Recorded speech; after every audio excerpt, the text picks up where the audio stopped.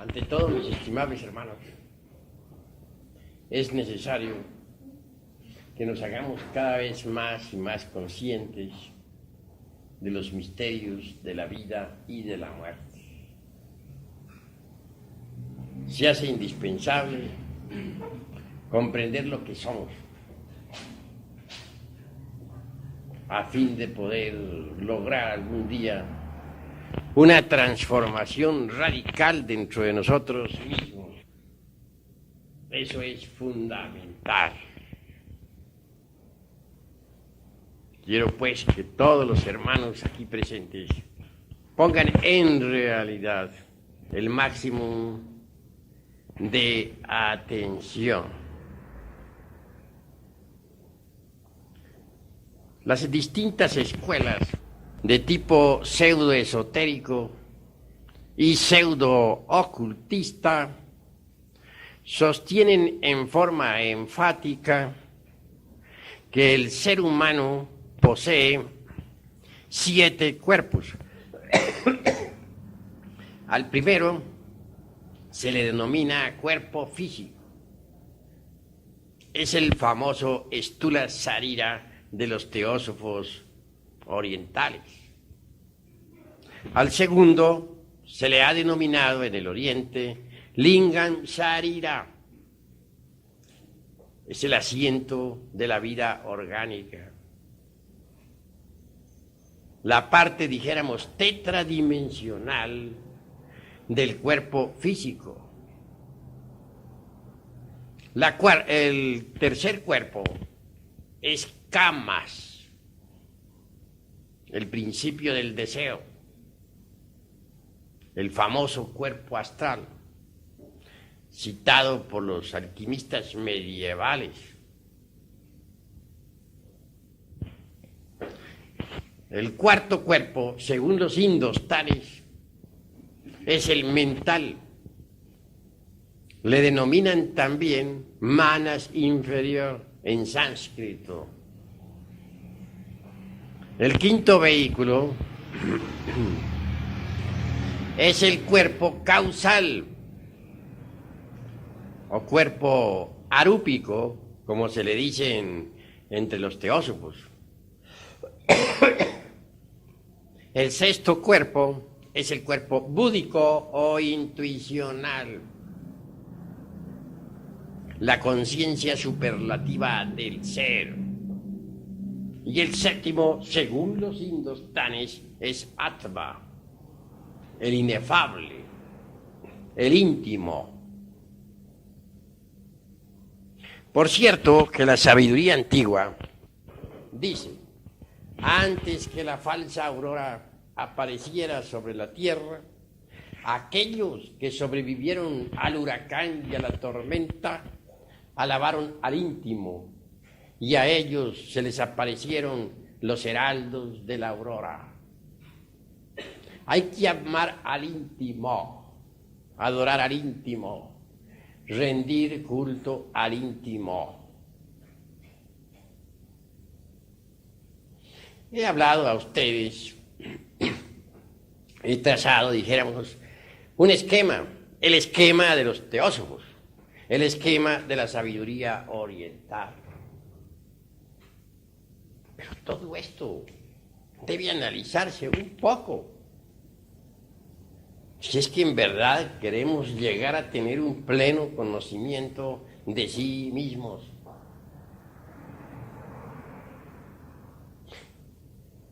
La cruda realidad de los hechos es que la clarividencia desarrollada le permite a uno saber algo más. Sin embargo, los teosofistas, yogis, pseudo-rosacrucistas y escuelas de tipo similar están perfectamente convencidas del septenario teosófico. De ninguna manera aceptarían el hecho concreto de que todavía no se posee esos cuerpos. Merece pues que esta cuestión sea debidamente analizada. En la escuela de Max Heindel se mencionan también los 7 cuerpos. Físico se le denomina sencillamente cuerpo físico. Al asiento de la vida orgánica se le llama cuerpo vital. Al principio del deseo, cuerpo astral. A la mente concreta, cuerpo mental. Al quinto cuerpo, cuerpo causal. Al sexto, cuerpo de la conciencia. Y el séptimo le dicen la chispa virginal. Cualquier escuela de esta época cartesiana cree firmemente en el septenario teosófico. Repito, la clarividencia va mucho más lejos. Voy a comunicarles a ustedes personalmente el resultado de mis investigaciones, sin tener en cuenta para nada las afirmaciones de tipo teosofístico, pseudo-rosacrucista, etcétera, etcétera, etcétera. Bien saben ustedes, entre paréntesis, que existen múltiples escuelas. Y cada escuela tiene derecho a sostener sus tesis. Es obvio. Yo me apartaré por un momento de las escuelas para mencionarles a ustedes el resultado de mis investigaciones. Por sí mismo, he visto que los desencarnados que poseen cuerpo astral, obviamente también poseen una personalidad definida. Personalidad astral, claro. Personalidad que continúa después de la muerte.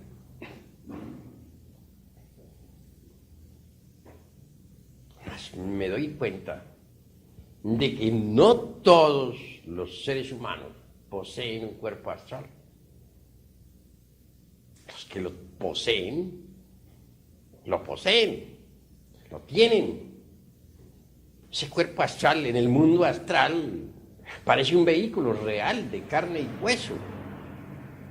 Es un cuerpo definido, con sus órganos, con su fisiología, con su patología, con su ultrabiología, etc. Mas los que no poseen tal cuerpo, uno sabe en el mundo astral que no lo poseen, pues no lo tienen. Tales criaturas parecen meros fantasmas, sonambúlicos, moviéndose precisamente en la quinta dimensión, es decir, en la eternidad, en el astral. Claro, lo que estoy diciendo, en modo alguno podría ser comprobado por los sentidos de percepción externa. Estoy hablando algo que no cabe dentro del mundo de los 5 sentidos. Algo que solamente puede ser evidenciado, verificado en el mundo astral y con sentidos diferentes.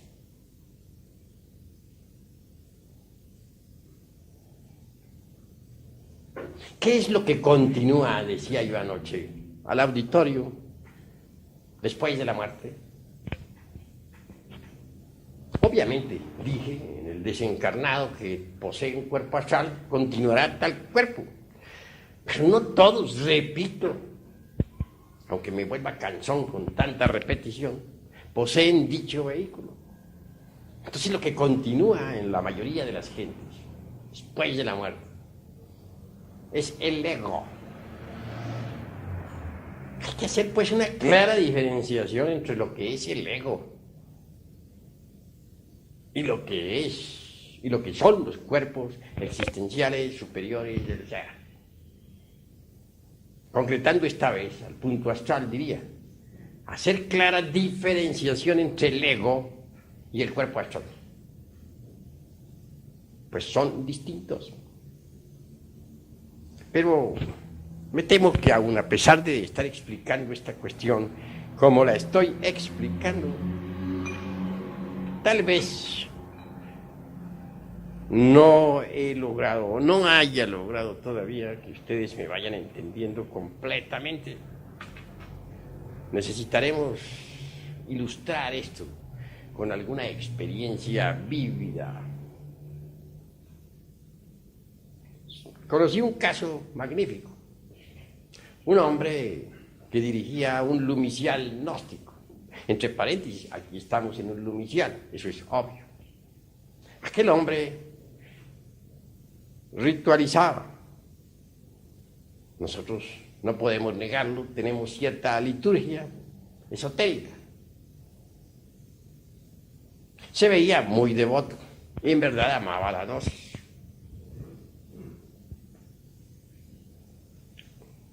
Una vez que hubo desencarnado, me propuse investigarlo con las facultades supranormales en la quinta coordenada, es decir, en la quinta vertical. Este término de afirmaciones puede que moleste a los ignorantes ilustrados, pero ustedes son sinceros y están aquí para escucharme. Y claro, yo estoy aquí para explicarles, para hablarles. Quiero pues que nos pongamos de acuerdo en todos estos temas, a fin de que haya comprensión. Hay sistemas que le permiten a uno abandonar el cuerpo físico a voluntad. Por medio de la hipnología también se consigue. Si ponemos a alguien en estado hipnótico, ya en trance, mediante la voluntad es posible extraer su conciencia de entre el cuerpo físico. Entonces el hipnotizado podrá ver, oír, tocar y palpar realidades que no pertenecen al mundo tridimensional de Euclides. Mas, francamente, no utilizo el sistema de la hipnología por considerarlo demasiado residual, incipiente.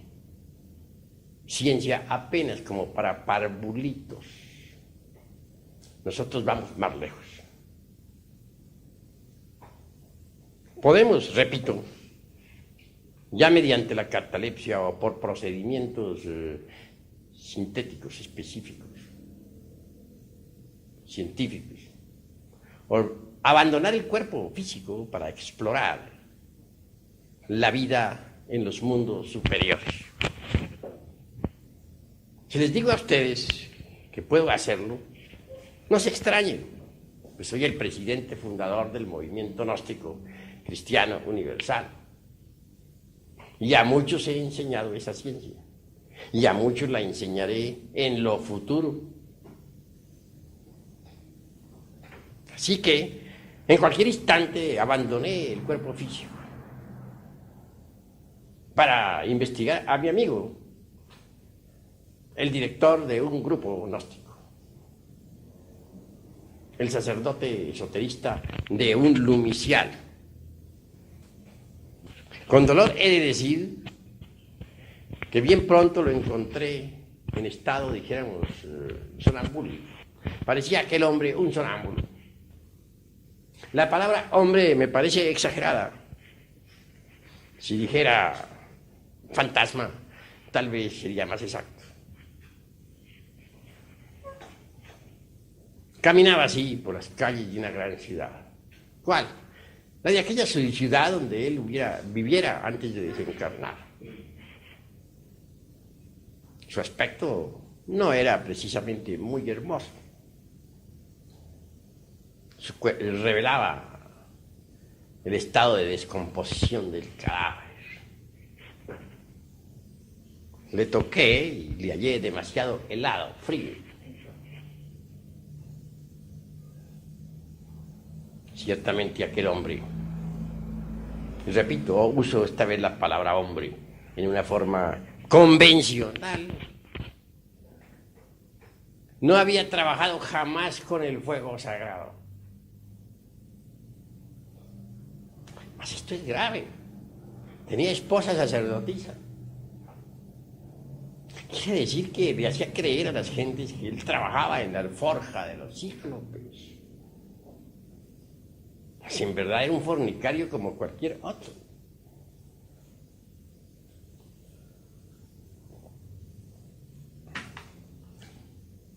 Está usted desencarnado, le dije. Su cuerpo físico ya murió, está en un sepulcro. Hágase consciente de esta realidad. Dijo, no, yo no estoy muerto, yo estoy vivo. Le dije, su cuerpo físico ya murió. ¿Posible? Pues me siento igual. Bueno, hagamos un experimento. Mírese en un espejo. Pasábamos en ese instante, yo en mi cuerpo astral y él como fantasma. Entramos a un lugar donde había un espejo. Mírese, vea su rostro. Se miró en aquel espejo y se vio. Un espejo astral, claro está. Parecía un espectro reflejado en el cristal. Salió de aquel lugar y le dije, ¿quiere convencerse? Todavía no lo cree, a pesar de haberse mirado en el espejo, de que usted está muerto. Es imposible, yo no puedo creer que esté muerto. Bueno, hagamos una cosa.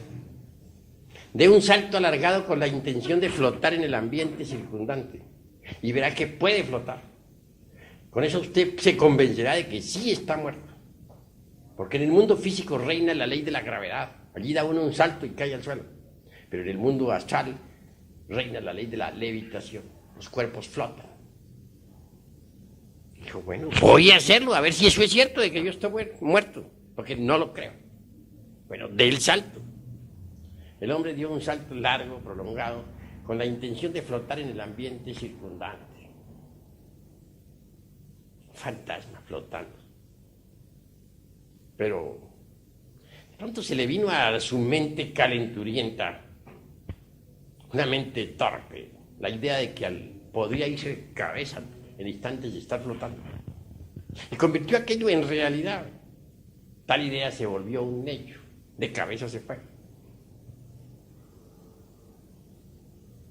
Entonces se clavó, pues, en tierra con la cabeza hacia abajo y las piernas hacia arriba, formando el signo de la pentalfa invertida.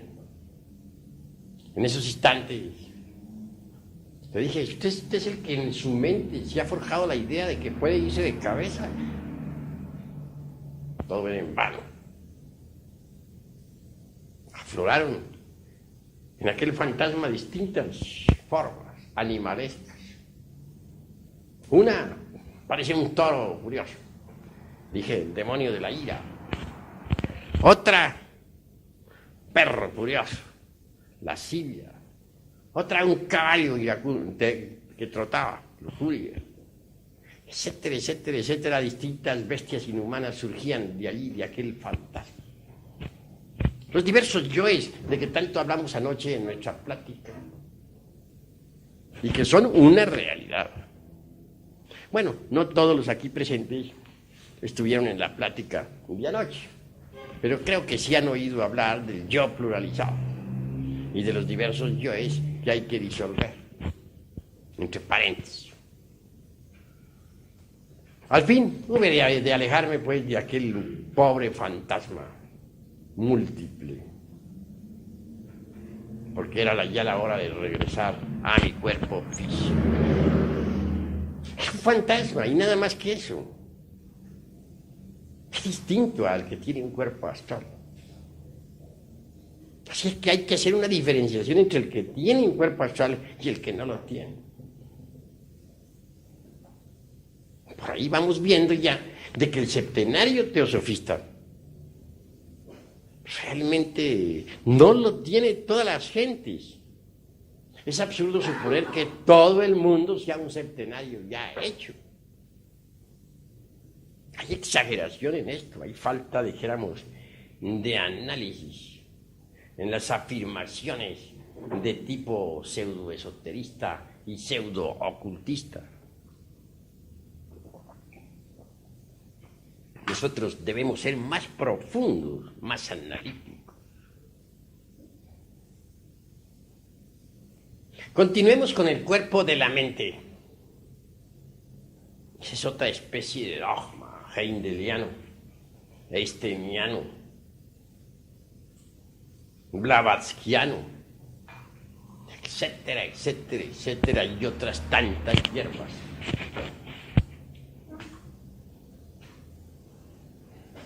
Manas inferior, mente concreta. ¿Pero qué es esto? Vaya, vaya. ¿De dónde van a sacar todos los humanoides mente? Cuerpo mental. Están exagerando la cuestión. Yo no niego que los maestros de la fraternidad, de la luz interior, posean un cuerpo mental individual. Negarlo sería un absurdo. Pero tampoco afirmo que todos los humanoides que pueblan la faz de la Tierra ya posean el cuerpo mental. Que no se exageren las cosas. Las escuelas con personalidades kantianas de esta época no solamente ignoran, eso es lo más grave, sino además ignoran que ignoran. No solamente no saben, sino además ni siquiera saben que no saben. Y eso es doloroso. Mente individual. Eso es un lujo que muy pocos pueden hallar, que muy pocos pueden tener.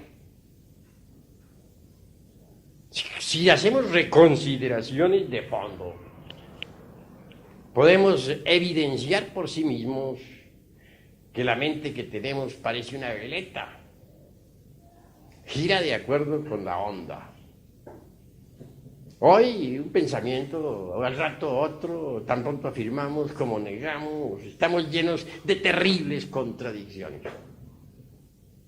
Si tuviéramos una mente individual, sería imposible que fuéramos tan paradójicos, que nos contradijéramos tanto a sí mismos, de momento en momento. Nosotros sabemos que nos contradecimos demasiado, pero nos las arreglamos, autoengañándonos, con el propósito de no parecernos locos a sí mismos. Siempre encontramos un justificativo o una evasiva para nuestras queridas justificaciones. Sí, es que como yo no había madurado bien esta idea, por eso pensé así, hoy pienso diferente. Oh, es que ya analicé mejor la cosa y el negocio que pensaba hacer ya no lo hago. Etcétera, etcétera, etcétera. Siempre algún malabar hacemos con el entendimiento para autoengañarnos, pues no tenemos ganas de pensar que somos locos. Eso nos disgusta horriblemente. La realidad es que mente individual es muy difícil hallar. Hay que fabricarla y la gente no la ha fabricado. Lo que tenemos son mentes y esto es diferente. Dentro de nuestra persona humana, si humana se puede llamar, entre paréntesis, cosa que pongo en tela de juicio, viven muchas personas de tipo psicológico. Observemos las contradicciones. Vamos a comer y decimos, voy a comer. Mas de pronto nos asalta otra idea, nos asalta una idea que sale del yo del movimiento. Dice, no voy a comer todavía, voy a ir a tal o cual lugar. Tal idea puede ser también saboteada por el yo del intelecto. Y dice, pero bueno, ¿a qué voy a tal lugar? Mejor me siento a leer el periódico. Vean ustedes en riña 3 personas. La del estómago que quiere comer. La del movimiento que no quiere comer todavía. Y como tercera en conflicto, sale la del intelecto. Entonces quiere decir que dentro de nuestra persona psicológica existen muchas personas. Eso es obvio. Pero más no se trata de personas meramente insustanciales o cosas así por el estilo. Son personas psicológicas con realidad, que existen en el espacio psicológico. Si aceptamos que existe un espacio tridimensional, debemos aceptar también que existe el espacio psicológico. Esto es incuestionable. Dicen que Jesús, el gran Kabir, sacó del cuerpo de María Magdalena 7 demonios. Indubitablemente se trata de los 7 pecados capitales: ira, codicia, lujuria, envidia, orgullo, pereza, gula, etcétera, etcétera, etcétera. Si multiplicamos esos 7 por otros 7 y otros tantos 7 más, llegaremos a la conclusión que dentro de nuestra persona existe legión. En el Evangelio, al poseso, aquel a quien Jesús se dirigiera, exclamó: mi nombre es Legión. El nombre de cada uno de nosotros es también Legión. Somos Legión. Así lo dice el Evangelio. Yo lo repito porque así es. Legión, pero ¿legión de qué? ¿De demonios? Obviamente que sí. Pero no somos unos santitos. ¿Quién podría negar que dentro de nosotros existen los 7 pecados capitales y otros más? Ya Virgilio, el poeta de Mantua, en la Divina Comedia, en la Eneida, obra extraordinaria del clasicismo latino, dijo: aunque tuviéramos 1000 bocas para hablar y paladar de acero, no alcanzaríamos a enumerar cabalmente todos nuestros defectos psicológicos. Así pues, que no somos precisamente unas mansas ovejas, ¿verdad? Cada uno de esos demonios que dentro llevamos tiene su propia mente. Entonces, tenemos muchas mentes. Eso es indubitable. Pero una mente individual, un cuerpo mental, tal como lo enseña el teosofismo oriental, o como lo enumera Max Heindel, el fundador de la Ocean Sign en San Francisco de California.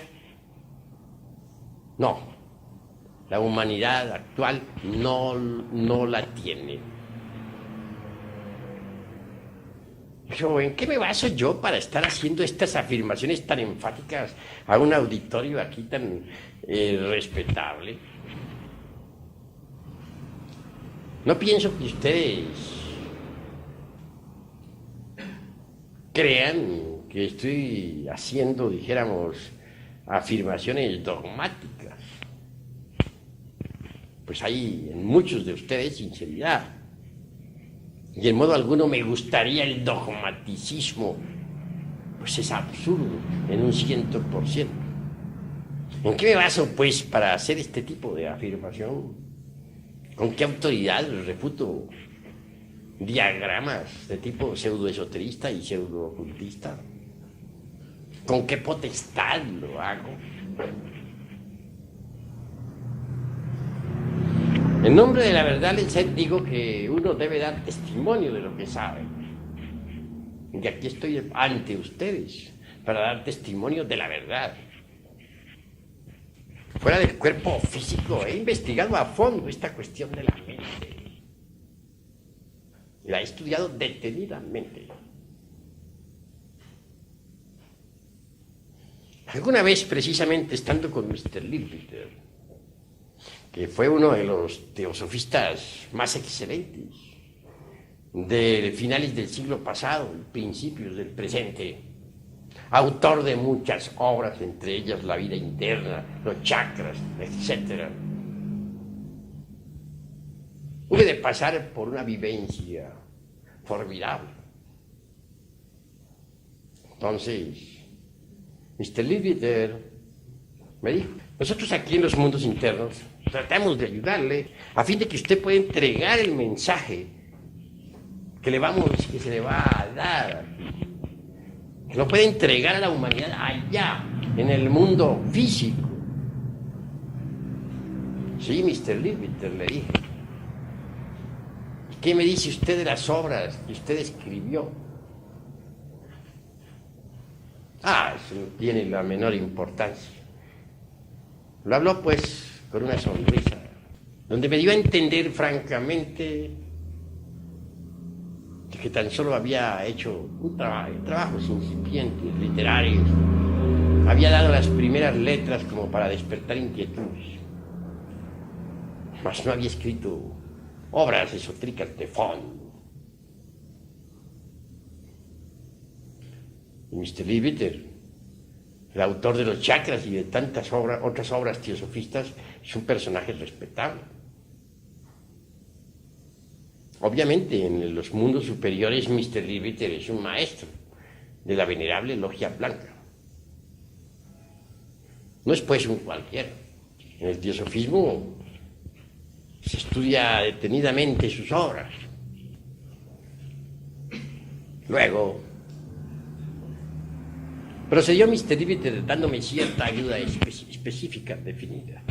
En esos instantes, el ser interior profundo de él mismo separó mi cuerpo mental del cuerpo astral y me llevó a Egipto, la tierra de los faraones. Penetré en un templo. Allí me encontré con algunos antiguos iniciados, amigos míos. Estuve platicando con ellos amigablemente. Venerables ancianos de la época del faraón Kefre. Regresé nuevamente a mi cuerpo astral. Pero el viaje lo hice en mental. Y con mi cuerpo mental regresé nuevamente para meterme dentro del cuerpo astral. Le dije, esto es maravilloso. Formidable. Di las gracias a Mr. Leadbeater, me despedí. Él se alejó de mí. Se internó por esas calles de Londres, pues él fue inglés. Yo le saludé todavía desde lejos. Un hombre consciente, un hombre despierto, un verdadero maestro.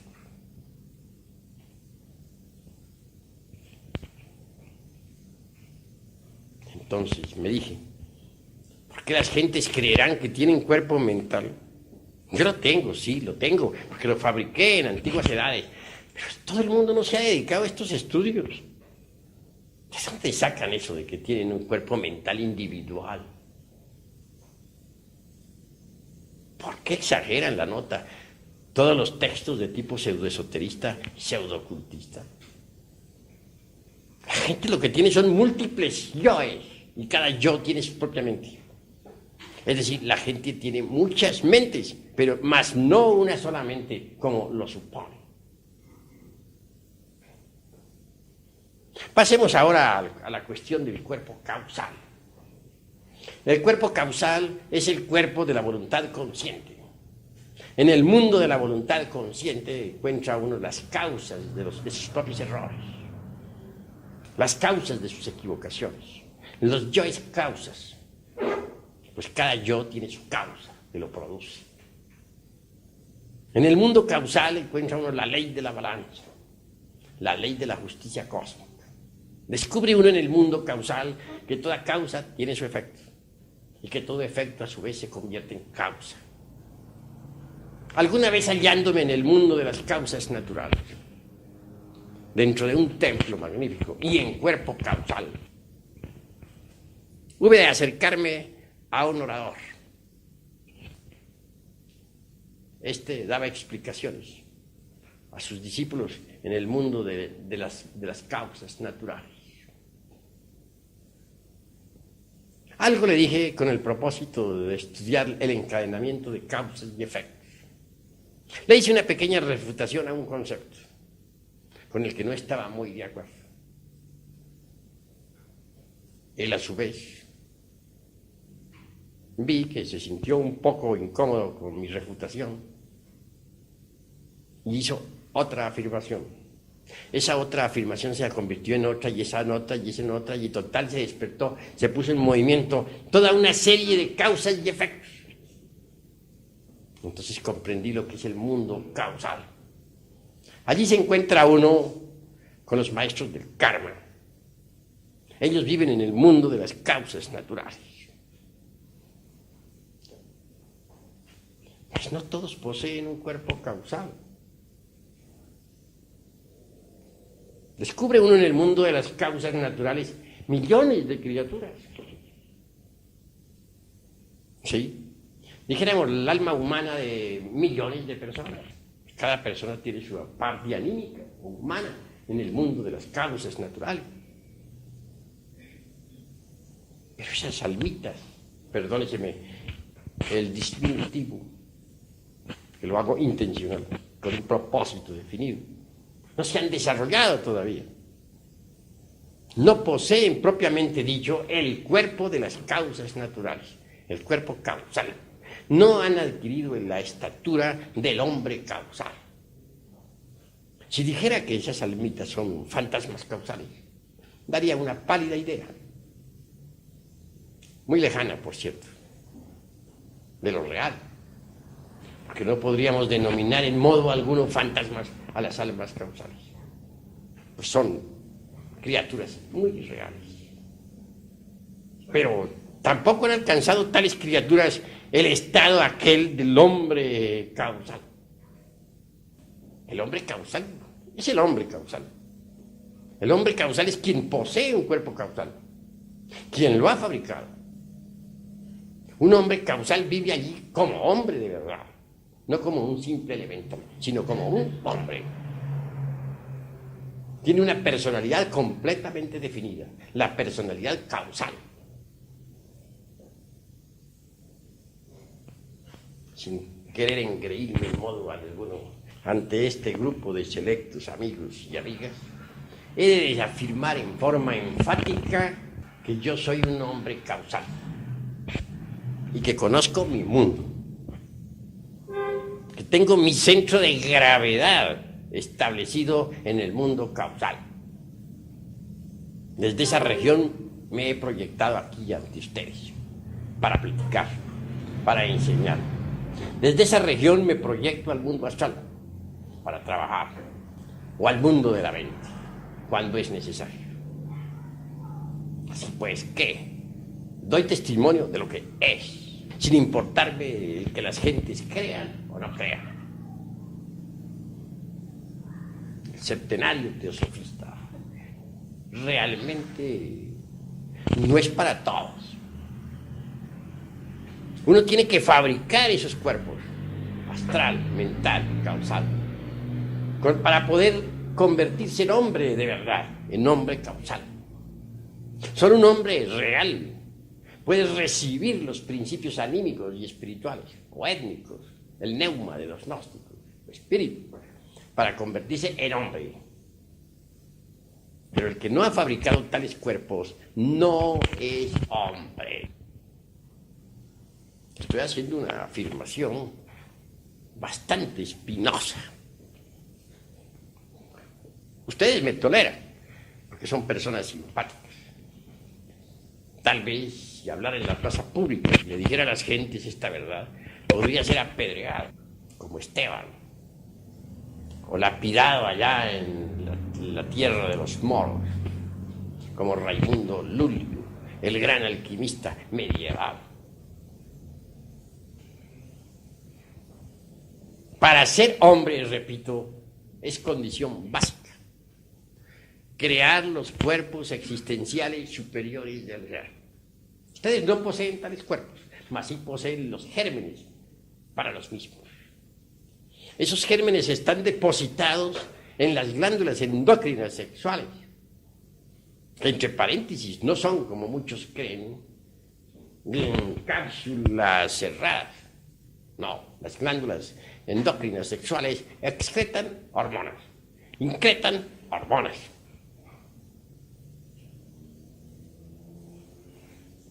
Avanzando por este camino, diremos que el Sol está haciendo un gigantesco experimento. en el laboratorio mismo de la naturaleza. El experimento del Sol consiste precisamente en crear hombres solares.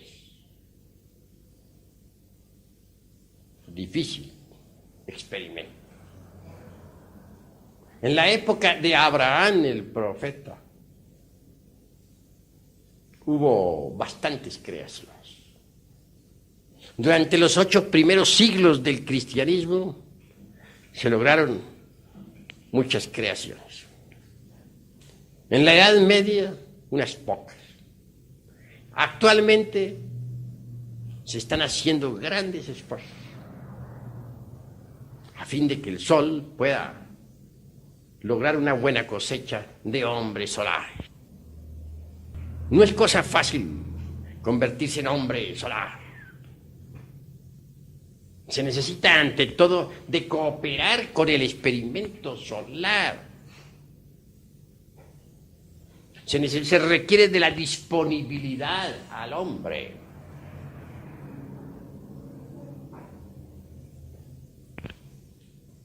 Solo así tales gérmenes podrían desarrollarse. No aseguramos que en todos los casos dichos gérmenes se desarrollen. Lo normal es que se pierdan. Mas si cooperamos con el Sol, podremos lograr tal desarrollo. Ahí está el germen para el cuerpo astral. En esas glándulas endócrinas del sexo está el germen de la mente y el germen del causal.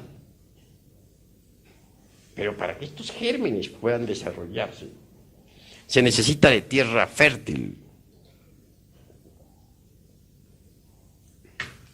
Obviamente, si el terreno es fértil,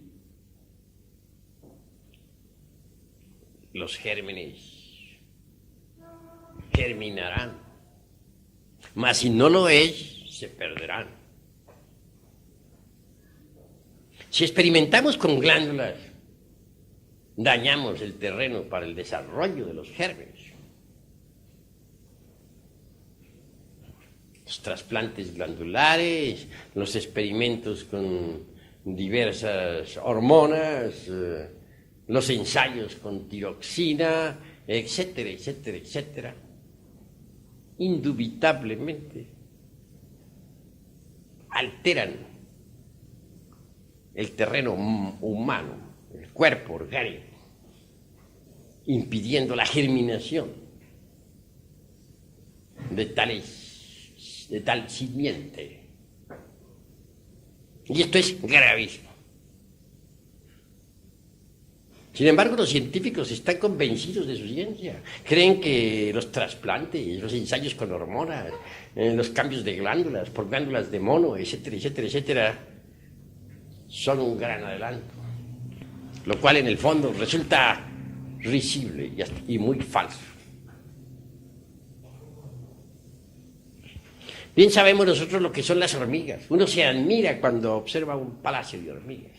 ¡Qué organización tan perfecta! Lo único que siente uno un poco de dolor es al saber que todo aquello se hace automáticamente. No hay duda de que en un pasado antiquísimo, que deviene por allá de la época primaria y secundaria, las hormigas fueron una raza humana.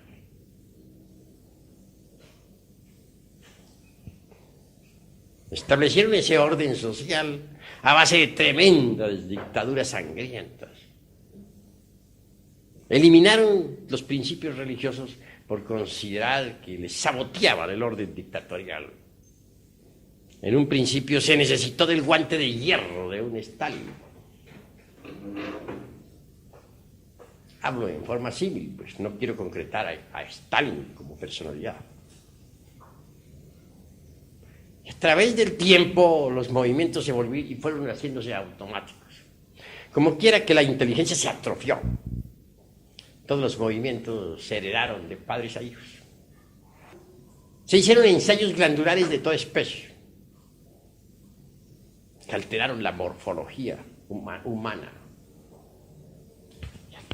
Pasando por distintos procesos involutivos, aquella raza se fue empequeñeciendo aún más y más, y su morfología alterándose involutivamente cada vez más. Hoy son lo que son. Así pues, ¿qué? Esas criaturas involucionaron en el tiempo. Marcharon de acuerdo con la ley de la entropía universal.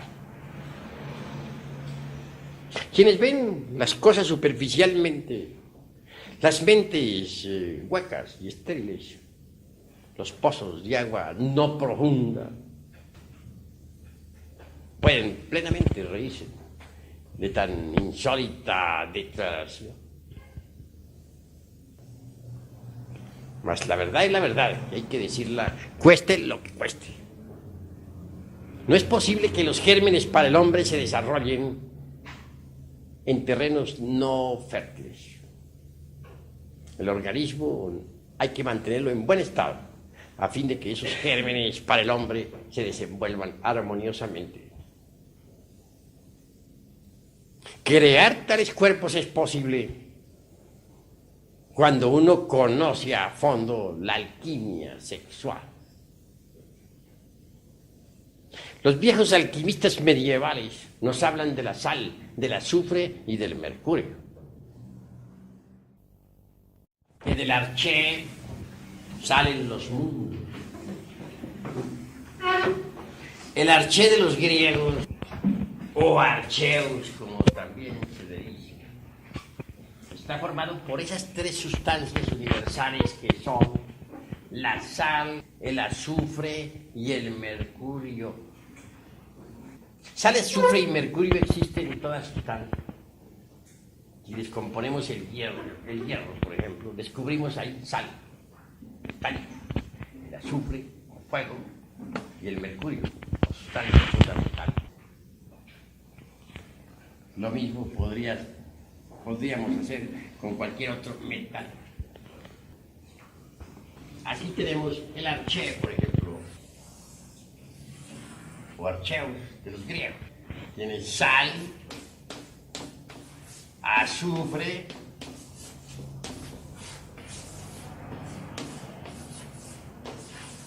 mercurio,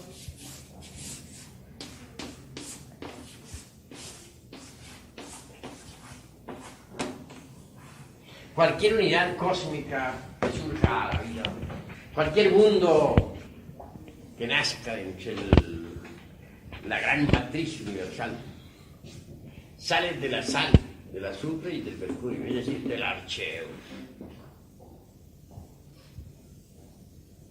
Eso es obvio. Mas si tenemos en cuenta que tal como es arriba, es abajo, que lo microcósmico es similar a lo macrocósmico, entonces decimos lo siguiente: si queremos fabricar dentro de los cuerpos existenciales superiores del ser dentro de cada uno de nosotros, se necesita fabricar también otro archeo, pero un archeo propio, individual, formado con sal, azufre,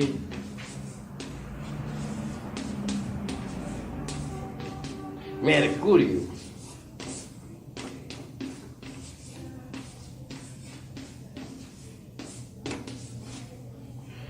porque tal como es arriba, es abajo. Tal como es abajo, es arriba. Queremos tener los cuerpos astral, mental y causal, fabriquemos el arché dentro de nosotros mismos. ¿Quiere la inteligencia universal crear un nuevo sistema solar? Tiene que fabricar el arché allá arriba, en el espacio interplanetario. Tal como es arriba, es abajo. Más, todo esto requiere cierto análisis didáctico, cuidadoso, cierta explicación dialéctica de fondo, a fin de que no se formen confusiones en el entendimiento. Obviamente, hay que explicar, qué decir, el modo, la manera de fabricar el arché. Pues de ahí vamos a sacar los cuerpos existenciales superiores del ser. Los cuerpos que los van a convertir en hombres, de verdad. Nada ganaría con darles a ustedes todas esas explicaciones si no les enseñara a fabricar el arche. Ustedes tienen que saber cómo se fabrica. De lo contrario, esta plática resultaría muy ilustrativa, pero sin una aplicación práctica. Sal, azufre y mercurio, fundamentos del archero. ¿Qué es la sal? Jesús el gran Kabir dijo: si la sal se degenerara, ¿con qué se adobaría los alimentos? Más o menos. Vosotros sois la sal de la tierra. Pero la sal, dice él, está degenerada, solamente servirá para las tinieblas exteriores, donde se oye el llanto y el crujir del tiempo. Cada uno de nosotros es la sal de la tierra. Sí. Homeopáticamente, y aún más desde el punto de vista bioquímico, sabemos que existe en nosotros 12 sales. Yo entiendo que esas 12 sales están relacionadas con los 12 signos zodiacales. En bioquímica se usa mucho las 12 sales. Bien, entonces nuestro cuerpo humano, en el fondo, tiene por base la sal como sustancia fundamental. En cuanto al azufre, este en sí mismo es el fuego. Fuego sagrado. Y el mercurio es el alma metálica del esperma, del exiogeai. Es el azogue transmutado. Mercurio lo hay en todo. Es la materia básica de la gran obra. Si transmutamos, por ejemplo, la libido sexual, obtendremos mercurio. Si conseguimos por medio de la transmutación sexual transformar el esperma en energía, esa energía es el mercurio de los sabios. Indubitablemente, la preparación del mercurio en alquimia siempre fue muy cuidadosa. Nunca los sabios dijeron cómo se preparaba el mercurio. Pero hoy debemos tener el valor de decirlo. No sería posible conseguir mercurio filosofal si no conociéramos la ciencia de la transmutación de la libido sexual.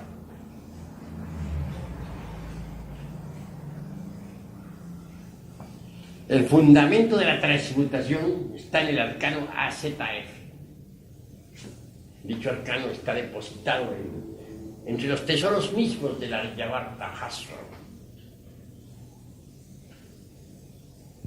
Mucho se ha hablado sobre el Aryavarta-Hasra en las tierras tibetanas.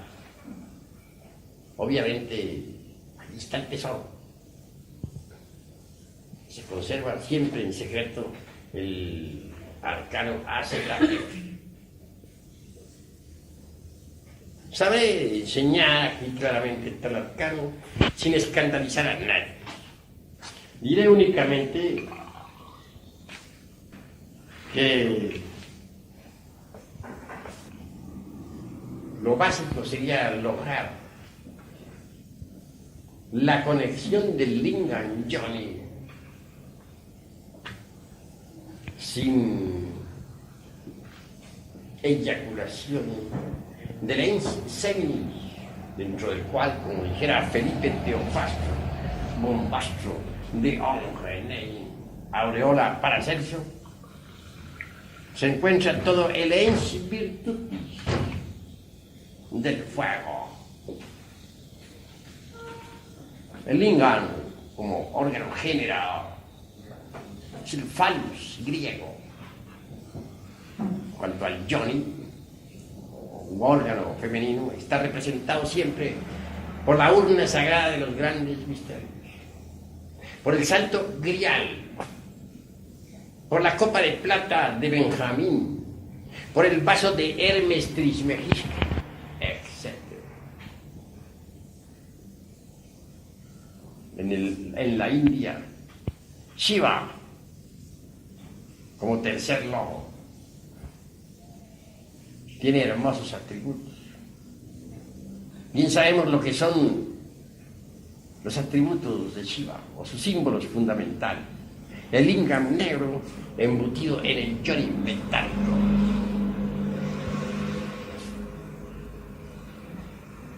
Los shivaístas, esoteristas, tántricos, tienen que conocer estos misterios.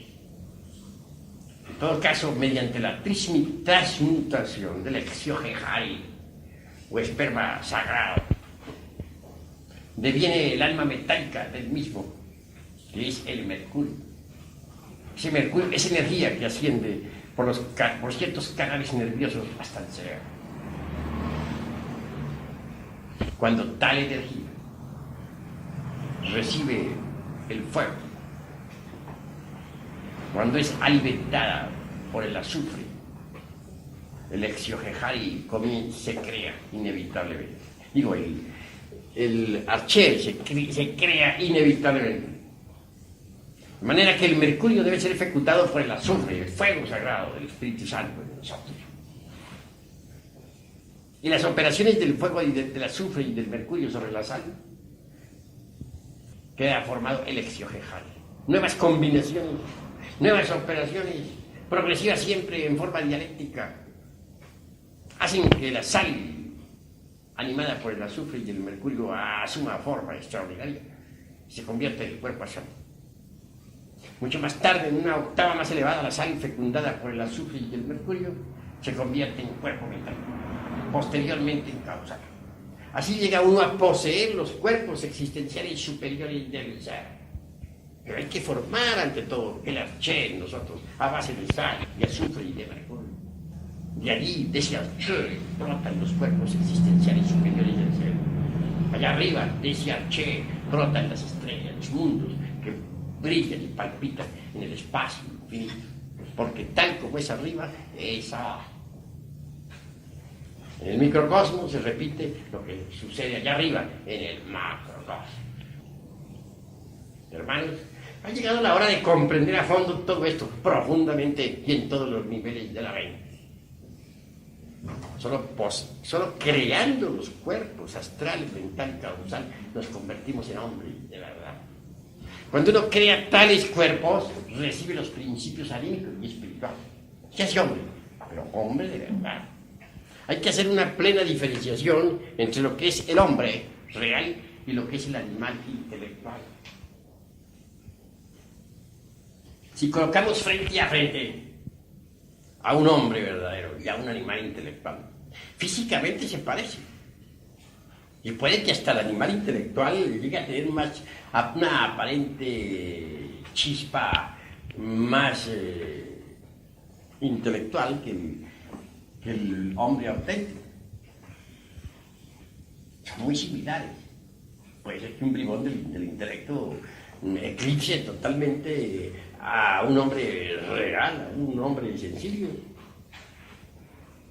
Pero más obsérvese la conducta del animal intelectual. Compárese con la del hombre y se verá que son diferentes. El hombre tiene un altísimo sentido de responsabilidad moral. El animal intelectual no lo tiene. El hombre no es fornicario. No se atrevería jamás a derramar el vaso de Hermes Trismegisto, el 3 veces grande dios Ibis de paz. El animal intelectual se reproduce como bestia, actúa como bestia, vive como bestia, aunque se vista elegante. Así que hemos de ser profundos en el análisis. No olviden ustedes que yo soy matemático en la investigación y exigente en la expresión. Estamos hablando de algo muy grave. Se trata de crear hombres. Se trata de afirmar en forma enfática que el animal intelectual no es el hombre. Las afirmaciones están insólitas, mas son terriblemente reales. No estoy obligándoles a ustedes a que acepten esta noche la tesis que enfatizo. Ustedes tienen libertad para aceptar o rechazar la enseñanza. También les doy plena libertad para refutar. Así que únicamente me limito a la exposición. Y lo hago en forma dialéctica y didáctica con el propósito de que ustedes puedan entenderla.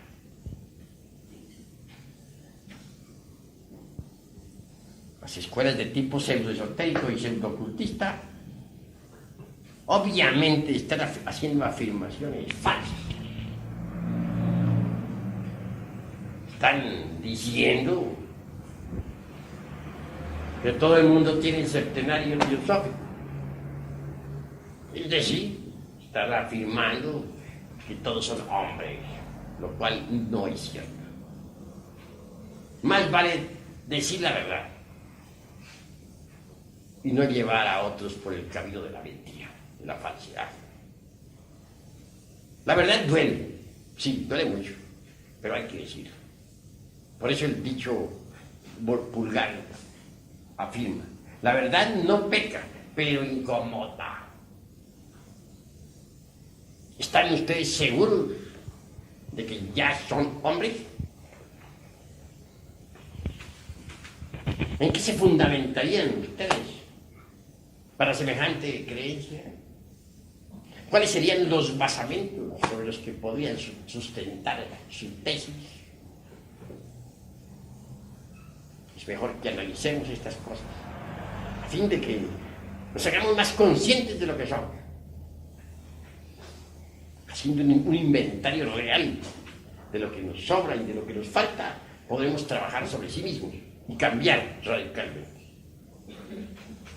Mas digo también que no bastaría crear únicamente los cuerpos existenciales superiores del ser para convertirnos en hombres. Hay necesidad de algo más. Se dice en alquimia que estos cuerpos, astral, mental y causal, deben ser convertidos en cuerpos de oro puro. Así es. Para que esos vehículos se conviertan en cuerpos de oro puro, después de haber sido creados, es necesario eliminar el mercurio seco y el azufre arsenicado. El mercurio seco son precisamente todos esos yoes inhumanos que en nuestro interior cargan, es decir, nuestros defectos de tipo psicológico. Y en cuanto al azufre arsenicado, este en sí mismo es el fuego infernal o inhumano que llevamos en nuestros bajos fondos animales. Si procedemos eliminando de sí mismos nuestros defectos psicológicos, si creamos los vehículos existenciales superiores del ser, estos en última síntesis se convertirán en cuerpos de oro espiritual, oro real, atómico. Estos cuerpos de oro puro son devorados siempre por la serpiente. ¿Pero qué es la serpiente? Ya he dicho que la serpiente brilla en Anáhuac, que la serpiente resplandece en los misterios de Egipto y de Babilonia, de Samotracia y de Troya, de Roma y de Cartago. Moisés transformó a la vara en una serpiente. La serpiente es el fuego sagrado que debemos despertar dentro de nosotros. Es una parte de nuestro propio ser, pero derivada. Si conseguimos desarrollarla en nuestra anatomía oculta, habremos logrado un gran triunfo. Los mayas dicen que no basta despertar la serpiente. Afirman que es necesario ser devorados por la serpiente para convertirnos en serpientes. Hace poco estuve en Yucatán y pude evidenciar esas afirmaciones mayas escritas en piedra. Allí vi un gran templo. Lo interesante de aquel templo es que había una serpiente en piedra, enorme, gigantesca. Y dentro de la misma, dentro de sus fauces, aparecía un hombre. La cabeza de un hombre. La serpiente se lo había devorado. Los hindustanes nos hablan de Kundalini Shakti, la serpiente ígnea de nuestros mágicos poderes. Desarrollarla es indispensable para gozar de las facultades trascendentales y trascendentes del ser. Mas eso no es todo. Necesitamos ser devorados por la serpiente. Solo así podemos gozar de los poderes de la serpiente. Botán, un gran iniciado del México antiguo, dijo: yo entré por un camino que es el camino de las serpientes, y pude entrar por ahí hasta el interior de la tierra porque yo también soy una serpiente. Botán era una serpiente. En tanto nosotros no nos hayamos convertido en serpientes, nada somos. Somos míseras criaturas arrastradas por el viento. Nada valemos. Necesitamos transformarnos, y esto solamente es posible convirtiéndonos en serpientes. Mucho más tarde la serpiente se la devora el águila. El águila del espíritu, el lobo. Y entonces nos transformamos aún más. Nos convertimos en la serpiente emplumada, como nuestro Señor Quetzalcóatl. La serpiente emplumada no solamente la tenemos aquí en nuestro querido México, también existe en el Tíbet, en el Tíbet oriental y en la India. Aquel que se convierte en hombre debe unirse, integrarse con la divinidad. En un códice de Anáhuac encontré una afirmación simbólica extraordinaria. Dice: los dioses crearon a los hombres de madera, y después de haberlos creado, los fusionaron con la divinidad. Luego añade: no todos los hombres logran fusionarse con la divinidad. De manera pues, que primero hay que crear al hombre. El hombre no existe todavía, hay que crearlo. Y después de haberlo creado, hay necesidad de integrarlo, de fusionarlo con la divinidad. Mas no todos logran fusionarse con la divinidad. Si uno no lo logra, se convertirá en un Hanasmussen con doble centro de gravedad, en un aborto de la madre costa, en un fracaso. No se logra la integración con lo divinal cuando no se elimina el mercurio seco de los árboles. Es decir, cuando no destruye uno sus defectos psicológicos. Hanasmussen con doble centro de gravedad tiene dos personalidades completamente definidas: la angélica y la diabólica. Personaje así inevitablemente tendrá que ingresar al Mixtlán y a Náhuatl, es decir, a los mundos infiernos, para involucionar en el tiempo hasta convertirse en polvareda cósmica. Solo por las puertas de la muerte segunda podrá una criatura así ser salvada, porque la esencia en semejantes condiciones, después de la muerte segunda, quedará liberada para ingresar en los paraísos elementales de la naturaleza e iniciar nuevos procesos evolutivos. Así pues, estamos ante el dilema del ser y del no ser de la filosofía. O nos transformamos o no nos transformamos. Si queremos transformarnos, tenemos que aprender a transmutar el esperma en energía sagrada para convertirnos en hombres. Y si no procedemos así, entonces involucionaremos en el Mixtlán. Estamos ante el dilema del ser y del no ser de la filosofía. Y no podemos dar un paso atrás y estaremos perdidos. Las escuelas de tipo pseudoesoterista y pseudo-ocultista que tanto énfasis hacen sobre el dogma aquel de la evolución no sirven para nada. Ni la evolución, ni su hermana gemela la involución van a llevarnos a nosotros a la liberación final.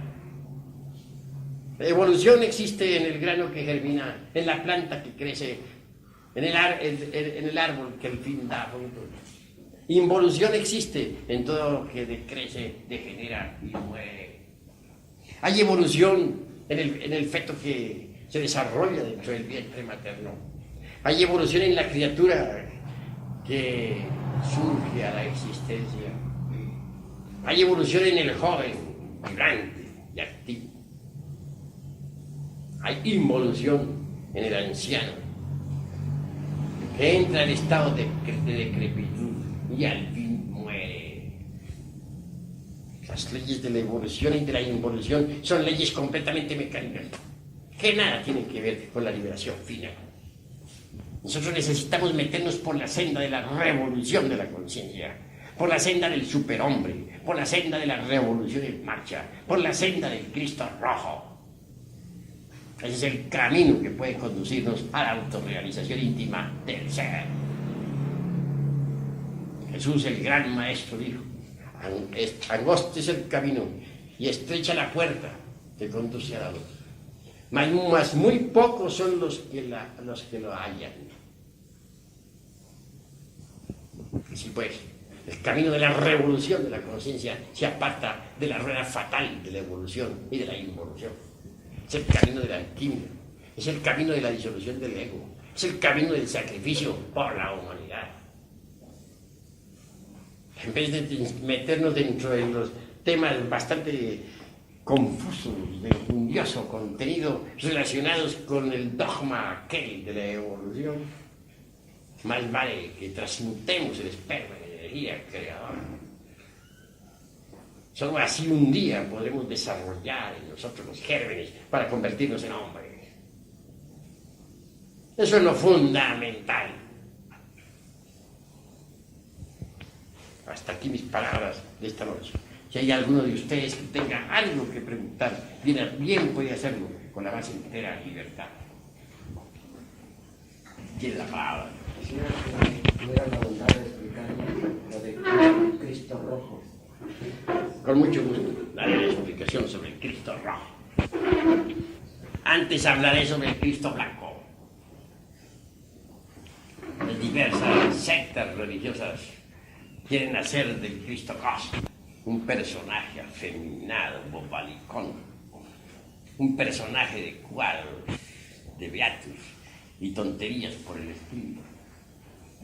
Quieren presentarnos a un eunuco, a un hombre sin sexo, medio afeminado, lo cual es absurdo en un 100%. Porque si quieren con ello referirse al Cristo histórico, a Jesús el Gran Kabir, están perfectamente equivocados. Que Jesús el Gran Kabir tuvo su esposa, viajó por el Mediterráneo, estuvo en la India. Hay documentos que atestiguan hoy en día que duró viviendo 12 años en el Tíbet oriental. Era un hombre de verdad, y un dios al mismo tiempo. Un hombre en el sentido más completo de la palabra. Después de muchos viajes regresó a la Tierra Santa para cumplirla con la misión que se le encomendara, cual fuera el abrir el camino de la iniciación públicamente para todos los seres humanos. Así pues, no coincide las afirmaciones de las gentes ultramodernas con la realidad del Cristo histórico. Mas no pensemos exclusivamente en el Cristo histórico. Pensemos ahora en el Cristo íntimo, el Cristo de perfección, que hay que buscar dentro de nosotros mismos, aquí y ahora. El Cristo íntimo es lo que cuenta. Él tiene que nacer en nosotros. cuando lo hayamos merecido, cuando hayamos creado los cuerpos existenciales superiores del ser mediante la alquimia sexual. La historia dice que nació en Belén, cuando la aldea de Belén en aquella época no existía. Si examinamos a la luz de la etimología la cuestión Belén, descubriremos lo siguiente. Bel es un término caldeo que nos recuerda a la Torre del Fuego. Y la aldea de Belén no existía en épocas del Gran Cádiz, según lo atestigua las cronologías más antiguas. Así pues, es simbólico aquello de que nació en Belén. Ven la Torre del Fuego. La torre está aquí, en la cabeza humana. Y el templo es todo el cuerpo. El Cristo íntimo, el Jesucristo interior debe nacer en la torre de Belén, es decir, dentro de nosotros mismos, aquí y ahora. Y eso es lo que cuenta, porque aunque Cristo haya nacido en Belén, como decía cierto poeta por ahí, de nada serviría eso si no nace en nuestro corazón también. Y aunque hubiera muerto y resucitado en la Tierra Santa, de nada serviría eso si no muere y resucita en nosotros también. Yendo más al fondo, el Cristo íntimo nos ayudará en la eliminación de los elementos indeseables que en nuestro interior cargamos. Las multitudes, aquellas que gritaran crucifixia, crucifixia en la Tierra Santa, están dentro de nosotros mismos, aquí y ahora. Son esa multiplicidad de yoes indeseables que personifican a nuestros errores. En cuanto a los 3 traidores que llevaron al mártir al Calvario, también viven en cada uno de nosotros. Judas es el demonio del deseo, que cambia al maestro secreto por todos los placeres de la tierra, que lo vende por 30 monedas de plata, símbolo de las pasiones. Pilatos es el demonio de la mente, que para todos los errores se encuentra siempre una justificación, una evasiva. Caifás es el demonio de la mala voluntad, el sacerdote que prostituye el altar, que vende los sacramentos, que fornica con las devotas. Sacerdotes así los hubo en mucho tiempo. Los hubo en Babilonia, los hubo en Roma, etcétera, etcétera, etcétera. Al hablar de sacerdotes no me refiero exclusivamente y en forma enfática a tal o cual secta religiosa. Yo sé respetar las sectas. No, hablo del sacerdocio en forma mundial. Y hay muchas formas de sacerdocio. En todo caso, el Cristo íntimo pone al sacerdote como pastor a apacentar sus ovejas. Si éste vende los sacramentos o prostituye el altar, se convierte en Caifás.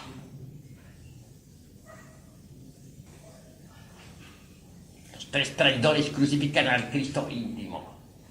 Y el Señor de perfecciones debe vivir todo el drama cósmico, tal como está estipulado en los 4 evangelios, dentro de nosotros mismos, aquí y ahora.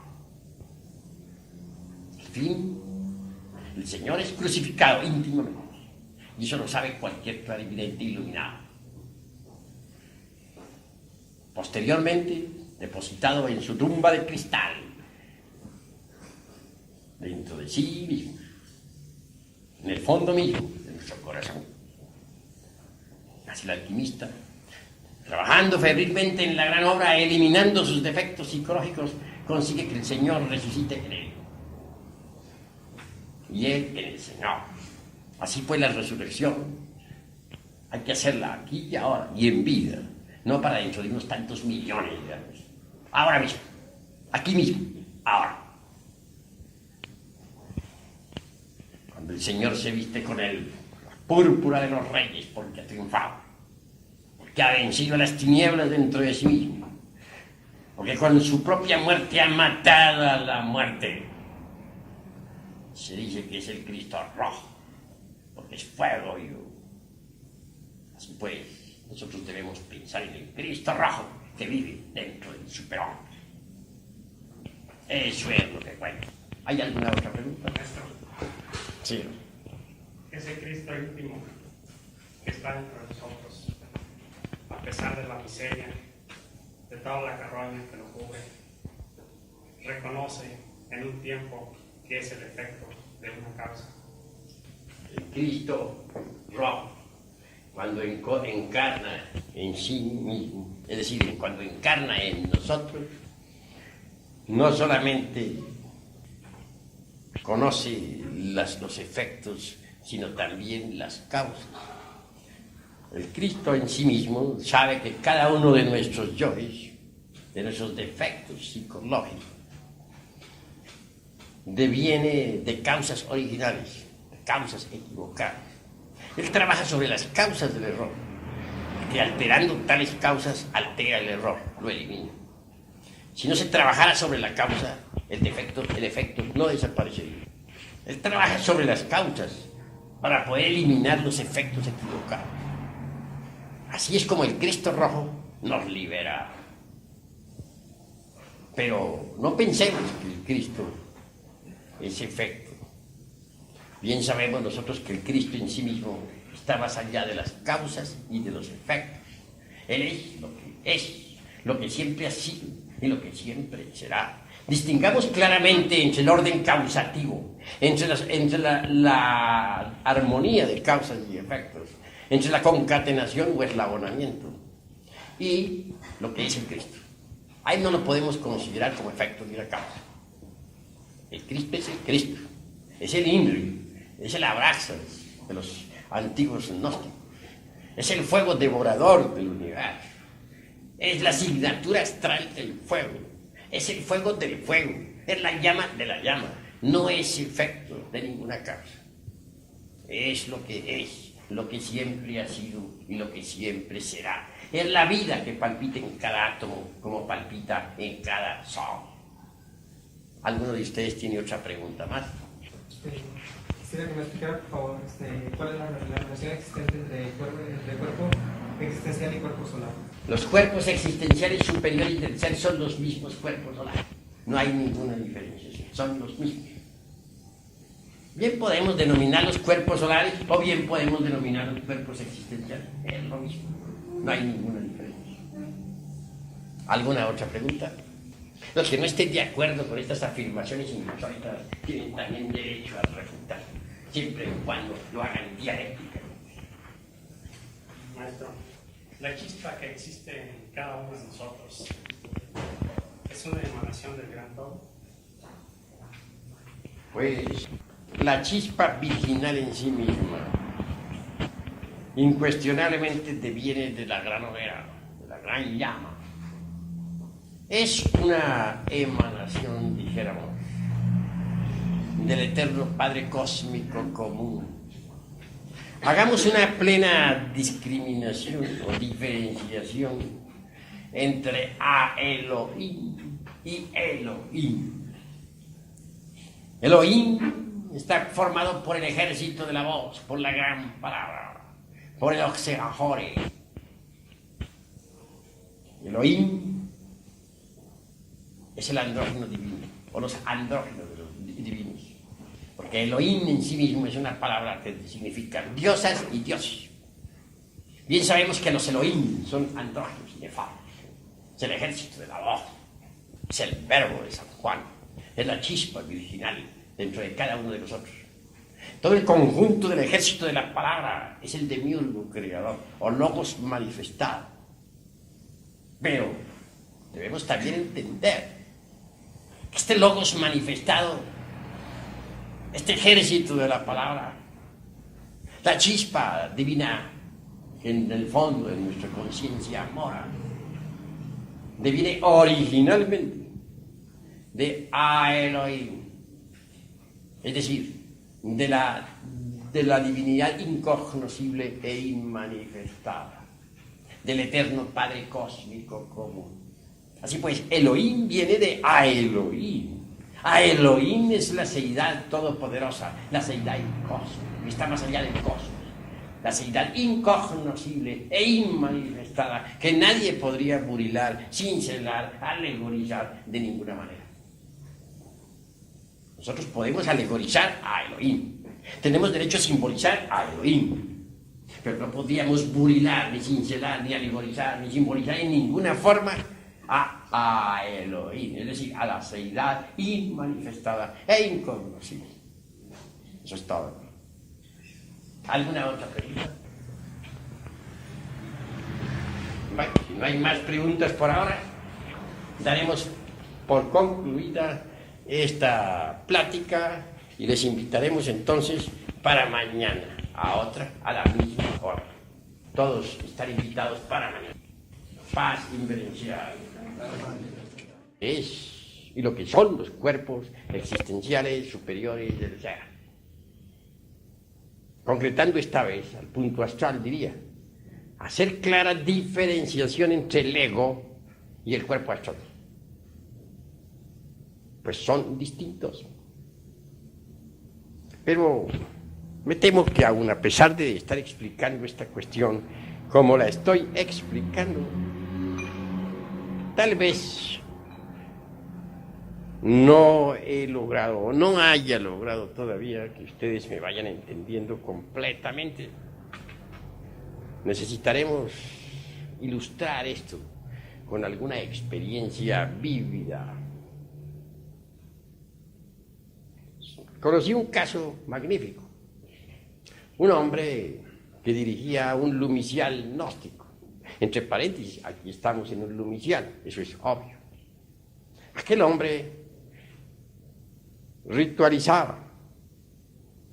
Nosotros no podemos negarlo, tenemos cierta liturgia esotérica.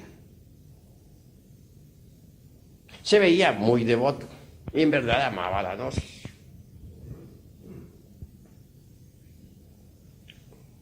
Una vez que hubo desencarnado, me propuse investigarlo con las facultades supranormales en la quinta coordenada, es decir, en la quinta vertical.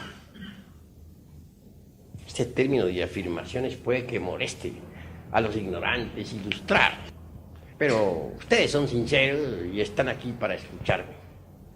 Y claro, yo estoy aquí para explicarles, para hablar. Quiero pues que nos pongamos de acuerdo en todos estos temas, a fin de que haya comprensión. Hay sistemas que le permiten a uno abandonar el cuerpo físico a voluntad. Por medio de la hipnología también se consigue. Si ponemos a alguien en estado hipnótico, ya el quinto vehículo es el cuerpo causal o cuerpo arúpico, como se le dice entre los teósofos. El sexto cuerpo es el cuerpo búdico o intuicional, la conciencia superlativa del ser. Y el séptimo, según los indostanes, es Atma, el inefable, el íntimo.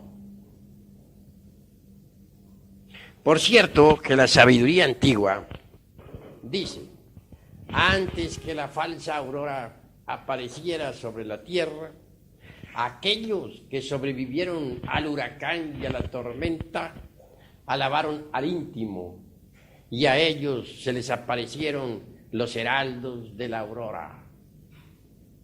Hay que amar al íntimo, adorar al íntimo, rendir culto al íntimo. He hablado a ustedes, he trazado, dijéramos, un esquema, el esquema de los teósofos, el esquema de la sabiduría oriental. Pero todo esto debe analizarse un poco.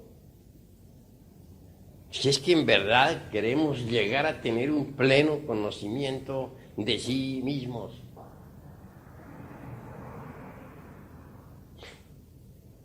La cruda realidad de los hechos es que la clarividencia desarrollada le permite a uno saber algo más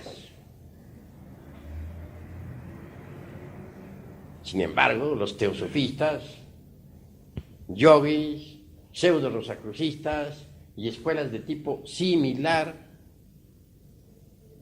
están perfectamente convencidas del septenario teosófico. De ninguna manera aceptarían el hecho concreto.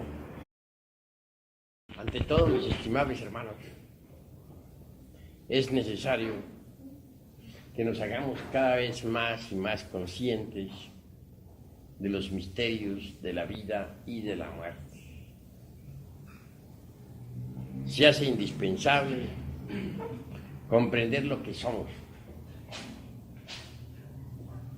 a fin de poder lograr algún día una transformación radical dentro de nosotros mismos. Eso es fundamental. Quiero pues que todos los hermanos aquí presentes pongan en realidad el máximo de atención. Las distintas escuelas de tipo pseudo-esotérico y pseudo-ocultista sostienen en forma enfática que el ser humano posee 7 cuerpos. Al primero se le denomina cuerpo físico. Es el famoso Stula Sarira de los teósofos orientales. Al segundo se le ha denominado en el oriente Lingam Sarira.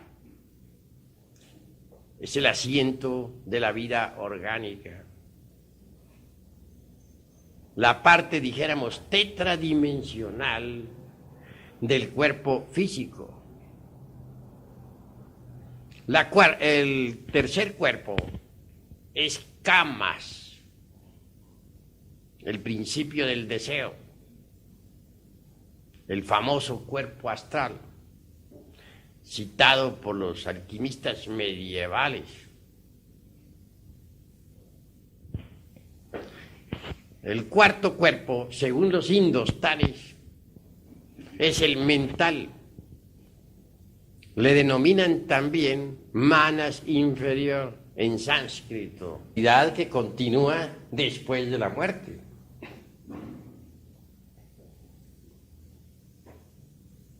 Me doy cuenta de que no todos los seres humanos poseen un cuerpo astral. Los que lo poseen, lo tienen. Ese cuerpo astral en el mundo astral parece un vehículo real de carne y hueso. Es un cuerpo definido, con sus órganos, con su fisiología, con su patología, con su ultrabiología, etc. Mas los que no poseen tal cuerpo,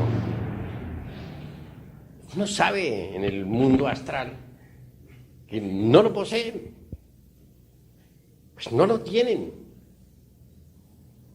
Tales criaturas parecen meros fantasmas, sonambúlicos, moviéndose precisamente en la quinta dimensión, es decir, en la eternidad, en el astral. Claro, lo que estoy diciendo, en modo alguno podría ser comprobado por los sentidos de percepción externa. Estoy hablando algo que no cabe dentro del mundo de los 5 sentidos. Algo que solamente puede ser evidenciado, verificado en el mundo astral y con sentidos diferentes.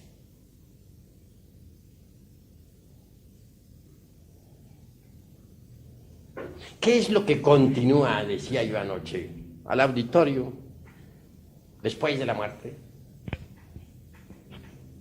Obviamente, dije, en el desencarnado que posee un cuerpo astral, continuará tal cuerpo. Pero no todos, repito, aunque me vuelva cansón con tanta repetición, poseen dicho vehículo. Entonces lo que continúa en la mayoría de las gentes, después de la muerte, es el ego. que hacer pues una clara diferenciación entre lo que es el ego y lo que de que todavía no se posee esos cuerpos. Merece pues que esta cuestión sea debidamente analizada. En la escuela de Max Heindel se mencionan también los 7 cuerpos. Físico se le denomina sencillamente cuerpo físico. Al asiento de la vida orgánica se le llama cuerpo vital. Al principio del deseo, cuerpo astral. A la mente concreta, cuerpo mental. Al quinto cuerpo, cuerpo causal. Al sexto, cuerpo de la conciencia. Y el séptimo le dicen la chispa virginal. Cualquier escuela de esta época carickiana cree firmemente en el septenario teosófico. Repito, la clarividencia va mucho más lejos. Voy a comunicarles a ustedes personalmente el resultado de mis investigaciones, sin tener en cuenta para nada las afirmaciones de tipo teosofístico, pseudo-rosacrucista, etcétera, etcétera, etcétera. Bien saben ustedes, entre paréntesis, que existen múltiples escuelas. Y cada escuela tiene derecho a sostener sus tesis. Es obvio. Yo me apartaré por un momento de las escuelas para mencionarles a ustedes el resultado de mis investigaciones. Por sí mismo, he visto que los desencarnados que poseen cuerpo astral, obviamente también poseen una personalidad definida. Personalidad astral, claro. Personalidad